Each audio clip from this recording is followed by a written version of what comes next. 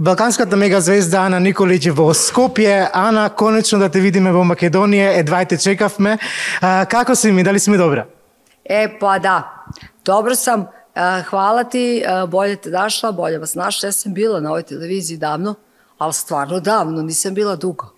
I nisam bila dugo ni u Skoplju, još kad sam radila album Klinika, a Bokija nisam videla 10 godina. Tako da imam sve razloge da budem jako uzbuđena. Izvinjavam se, direktor zove. Direktore! Halo, ko je? Ma recite, direktore. Ako se uključite u lajvu i pitate me gluposti. Upali je Leonora, upali kameru. Pa upaljena je. A nije? Imam pitanje ja prvo. Pitanje 1. Zašto ste me blokirali? Halo.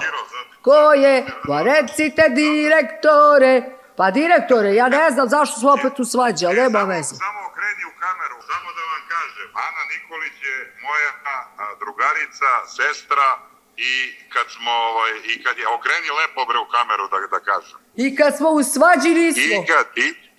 I kad smo u svađi nismo u svađi. I kad smo blokirani nismo blokirani. Ja previše, vidiš, ne znam što sam blokirana, ali sam došla, ne znam. Колку сакаш хајп? Pa najviše, pa mi se družimo, volimo. A? Ana, kladio sam se u 10.000. S kim? Da nećeš Ja neću doći! Jesi izgubio? Ti mu dođeš 10 soma da mu daš. Ja, kome? Bokiju, brat. Što ja njemu kad sam došla? On je rekao da neću da dođem.